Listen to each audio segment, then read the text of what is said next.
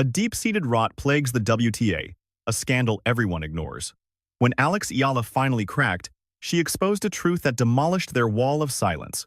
Her internal struggle transformed into a widespread outcry, forcing the tennis world to address how callously they exploit their most promising new arrivals. Their machine failed her. Now, she is tearing that machine down. Stepping onto the Pro Tour, Eala bore a crushing psychological load. She wasn't just playing. She carried the aspirations of an entire country. At 15, she was already being ranked alongside all-time greats. Everyone hailed her as a once-in-a-lifetime phenom destined for the Hall of Fame. Filipinos waited half a century for a savior, and Eala looked like the one. Her initial performances were sheer brilliance, pure aggression, mixed with veteran-level intelligence. Trainers spoke in awe of her ceiling. Pundits drafted articles predicting she would crack the top 20, then the top 10. From Manila's streets to rural villages, people bet their hopes on her because she personified something far greater than athletic success. She embodied the dream that a kid from an overlooked nation could actually reach the pinnacle of global professional tennis. Nominally, the WTA rolled out the red carpet. She landed big-ticket tournaments, corporate endorsements, and heavy press rotations. To outsiders, the path looked seamless. A gifted youngster was getting her big break, seemingly supported by the very sport she sought to conquer. The script was flawless. A modest background, insane skill, and grit. Her career path seemed set for a Hollywood ending. Yet, behind that manicured facade, a much darker reality took hold. That same institution praising her was quietly strangling her progress. The tour schedule was a meat grinder, showing zero pity to those fighting for relevance. The massive costs for travel and staff fell squarely on her family. Early exits barely paid enough to cover a plane ticket. While legends banked millions for just showing up, Eala was grinding her body into the dust through sheer, unrelenting effort. She lived in constant transit, crossing time zones and battling various climates while desperately missing her loved ones back home. She craved roots and simple peace. But like any rookie, she kept her head down, never uttering a word of protest. Young pros usually suffer in darkness, praying their talent pays off. Internally, however, she was drowning under physical and mental exhaustion. The heat was stifling. Expectations never ceased. Every set felt like a national referendum, and every defeat felt like failing millions of hopeful fans. Psychological support was virtually non-existent. The WTA cared about selling her image, not ensuring she actually survived the mental toll of the tour. Staff treated low-ranked teenagers with cold apathy. Unless you were already a household name, you simply didn't matter to them. The timing was unfair. The treatment was erratic. As Eala pushed back, she uncovered a very disturbing pattern. The game isn't built to foster new blood. It's designed to enrich the elite while bleeding the climbers dry for every cent. She watched less talented, well-connected peers glide past her effortlessly. Athletes from wealthy nations enjoyed luxury support. Meanwhile, the sport preached inclusion while making success nearly impossible for those from developing countries. The blatant double standards were choking her. Still, she was expected to play the part. Stay grateful and keep smiling. There wasn't one single snap. It was a slow buildup of resentment, failed promises, and systemic bias. Eala traveled to a bottom-tier event in Eastern Europe, a minor stop far from the bright lights of the media. She was supposed to dominate and grab easy points. Instead, she arrived to find the facilities were an absolute disaster. The courts were crumbling. The lodging was pathetic. The prize money for winning was an insulting pittance. A few $1,000s wouldn't even cover her fuel. She played anyway. You don't quit, you endure the misery. You keep your mouth shut. But mid-tournament, something changed. She noticed the men's draw occurring at the same site. The inequality was glaring. Their courts were perfect. Their hotels were 5-star resorts. Their purse was 10 times larger for fewer players. Same location, same event, radically different worlds. Eala realized the rot was everywhere. It was a structural failure woven into the core of women's professional tennis. The WTA signed massive broadcast deals, yet the rising stars were still scavenging for the most basic scraps of equity. Promoters were getting rich while the athletes went broke. She won, but the trophy felt like lead. Her family celebrated the win, but Eala felt only cold fury. How many hoops would she have to jump through? How much injustice could she swallow before she finally spoke? The pressure cooker exploded during her next press conference. A reporter tossed a softball question about national pride. Instead of the usual script, she chose total honesty. Eala called out the pay gap, and the suicidal scheduling that left players with zero time to actually heal. She exposed the lack of care and the financial hurdles that young women face while their male peers are coddled. Silence fell. The officials panicked. The WTA suits looked horrified. But Eala was done being quiet. The floodgates were open, and the truth was pouring out. She tore into the massive pay gap deforming professional tennis, exposing how elites bank millions while the next generation can't even pay for coaching. She demanded to know if the WTA's diversity pledges were a real promise or just a calculated PR stunt. Her words caught fire instantly, spreading not for their shock value, but for their undeniable, stinging honesty. Across the circuit, her message hit home. Eala gave voice to the silent frustrations of hundreds too terrified to speak. She violated the tour's cardinal rule.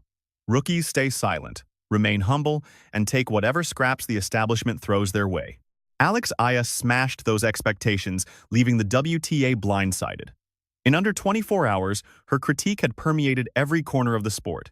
Social media ignited as long-silenced athletes finally found the courage to broadcast their own harrowing experiences. The narrative pivoted from Eala's triumphs to a brutal autopsy of WTA operations as a chorus of rising talent joined the fray. One pro confessed to dropping out of events because travel costs were impossible, despite having the rankings to compete. Another detailed the mental exhaustion of playing 3 straight matches without recovery. A grueling schedule icons are never forced to endure. A third recounted her family's descent into debt to fund her dreams, while the tour's leadership watched with cold indifference. Instantly, reporters who once swallowed the official story began hunting for truth, dissecting bank records, event contracts, and secret budget splits. Their discoveries were chilling. Although broadcasting revenues soared, the wealth never reached the bottom. The very prodigies meant to lead the sport were being starved.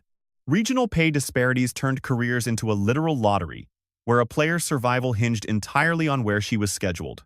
At several venues, winnings remained frozen for 5 years, even as viewership numbers and corporate profits hit record highs. While the gender pay gap shrank for superstars, it remained a massive canyon at the entry level, where Eala was fighting. The front office first tried to brush Eala aside, issuing hollow press releases about their supposed dedication to fairness.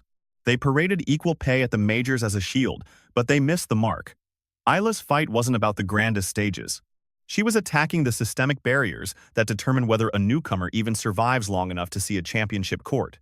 The league fostered an environment where only those from affluent backgrounds could afford the elite mentorship needed to succeed. High-end gyms and personal crews were luxuries for the rich. Others chose between a coach or paying their registration fees. This framework amplified existing wealth and crushed the poor, a poisonous brand of classism masquerading as meritocracy. Her revelation sparked a firestorm of awkward questions, yet the WTA leadership chose defiance over dialogue. They smeared her reputation, labeling her ungrateful and accusing her of sabotaging the hard-won advancements of women's tennis. It was the typical corporate playbook: deflect and destroy the messenger. But this time, the tactic blew up in their faces. Once blind fans began demanding real answers. Sponsors began grilling the league on ethics, while player unions revolted, demanding total transparency. Journalists who had ignored the rot now faced their own reckoning, as the WTA's carefully crafted image finally crumbled. By speaking her truth, Eala had triggered a massive cultural earthquake she never could have predicted. This wasn't some fleeting scandal. It was a tidal wave, fueled by cold facts and the unified voices of dozens. Even as her allies rallied, the counterattack from the establishment intensified. The power brokers had grown fat on the old ways and weren't going to give up their perks without a fight. Promoters used to cutting corners were cornered by angry athletes. Some pivoted toward change, while others turned aggressive. A few directors began blacklisting Eala, cutting her invites as punishment for her speaking out. Peers were warned that backing her would ruin their careers, while league officials scrambled into emergency meetings for damage control. Their spin never wavered. Eala was hysterical. The framework was sound, and any glitches were merely passing hiccups. They weaponized data to show rising payouts and boasted about massive broadcasting contracts to drown out the dissent. They touted their supposed commitment to total equality. Crucially, they ignored how those profits only lined the pockets of the top 1%, leaving rank-and-file pros to struggle. They silenced talk of the crushing debts rookies face or the mental toll caused by an inherently rigged system. They demanded patience, ignoring that the league had been bleeding the youth dry of that very patience for decades. Patience was just an order to submit to suffer in silence until you were one of the lucky few favored. In the shadows, the retaliation grew far more vicious. Heavy hitters in the circuit aimed veiled daggers at her. They preached about institutional reverence, unity, and unwavering fealty to the brand. The threat was blunt: buck the system and become a pariah. In pro tennis, being an exile meant total isolation and professional death. Then, the unprecedented struck. Galvanized by her defiance, the next generation began forging their own powerful alliances. These rookies started logging every disparity and sinking their attacks. The league banked on her being a lone target they could easily bury. Instead, she ignited a full-scale uprising. Even the corporate backers finally started paying attention to the fallout. Major partners began distancing themselves, terrified of being linked to a body that viewed player dignity as a mere afterthought. Ultimatums arrived: fix the rot or lose the funding. The financial walls were closing in on the old guard. Journalists who once dismissed this as a petty spat suddenly saw the bigger picture: a total teardown of the women's game.